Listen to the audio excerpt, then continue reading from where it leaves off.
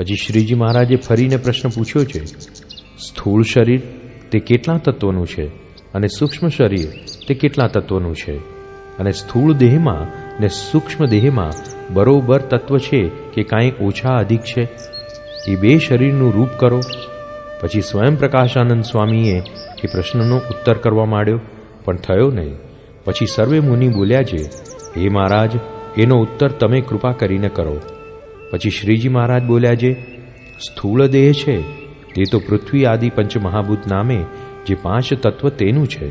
અને સૂક્ષ્મ દેહ છે તે તો 5 જ્ઞાનેન્દ્રિયો, 5 કર્મેન્દ્રિયો, પંચપ્રાણ અને 4 અંતઃકરણ એ નામે જે 19 તત્વ તેનું છે. અને તે સ્થૂળ દેહને વિશે પણ જ્યારે સૂક્ષ્મ દેહ અનુસ્યુતપણે વર્તે છે ત્યારે જ સર્વે ક્રિયા યથાર્થપણે થાય છે, પણ તે વિના થતી નથી. કેમ જે કાન, નેત્ર આદિક જે ઇન્દ્રિયોના ગોલક તેમણે યુક્ત એવો જે સ્થૂળ દેહ તેને વિશે તે ઇન્દ્રિયાદિકે યુક્ત એવો જે સૂક્ષ્મ દેહ તે ભળે છે, તેણે કરીને તે ઇન્દ્રિયોના વિષયનું ગ્રહણ થાય છે. પણ કેવળ સ્થૂળ દેહના ગોલકે કરીને થતું નથી. તે માટે પંચતત્વનું જે સ્થૂળ દેહ તેને વિશે 19 તત્વનું જે સૂક્ષ્મ દેહ તે અનુસ્યુતપણે રહ્યું છે તે સારું. સ્થૂળ દેહને વિશે પણ 24 તત્વ છે. અને તેમજ સૂક્ષ્મ દેહને વિશે પણ પંચતત્વનું જે સ્થૂળ દેહ તે એકત્વપણે વર્તે છે ત્યારે જ સૂક્ષ્મ દેહના ભોગ સિદ્ધ થાય છે. અને સૂક્ષ્મ દેહ 19 તત્વનું છે તેને વિશે પંચતત્વનું સ્થૂળ દેહ ભળે છે, માટે સૂક્ષ્મ દેહ પણ 24 તત્વનું છે. અને જો સૂક્ષ્મ દેહમાં સ્થૂળ દેહ છે તો સૂક્ષ્મ દેહમાં સ્ત્રીનો સંગ કરે છે, તેનો સ્થૂળ દેહમાં વીર્યપાત થઈ જાય છે. માટે સ્થૂળ દેહને સૂક્ષ્મ દેહની જાગ્રત અવસ્થાને વિશે ને સ્વપ્ન અવસ્થાને વિશે એકતા છે. પછી મુનિએ પ્રશ્ન પૂછ્યો છે, હે મહારાજ, આ તો જેવું સ્થૂળ દેહ છે તેવું જ સૂક્ષ્મ દેહ થયું, ત્યારે જેમ સ્થૂળ દેહમાં કર્મ લાગે છે તેમજ સૂક્ષ્મ દેહમાં લાગે છે કે કાંઈ ફેર છે?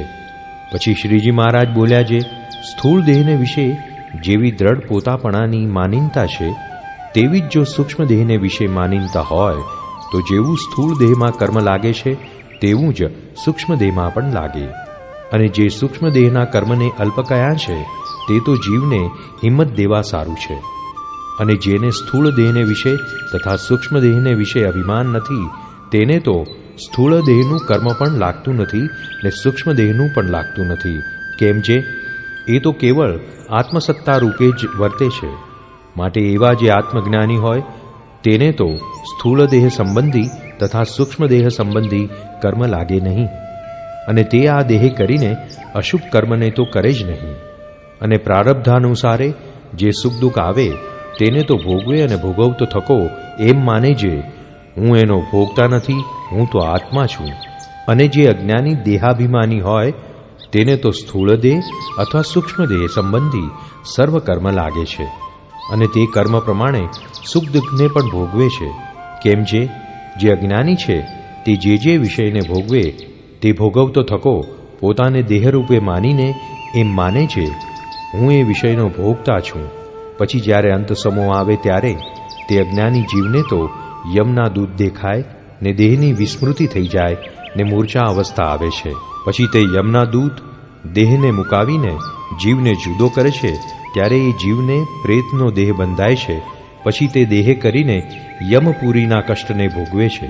અને જ્ઞાની એવો જે ભગવાનનો ભક્ત તેને તો અંતકાળે ભગવાન કે ભગવાનના સંત દેખાય છે અને એને પણ દેહની વિસ્મૃતિ થઈ જાય ને મૂર્છા અવસ્થા આવે છે.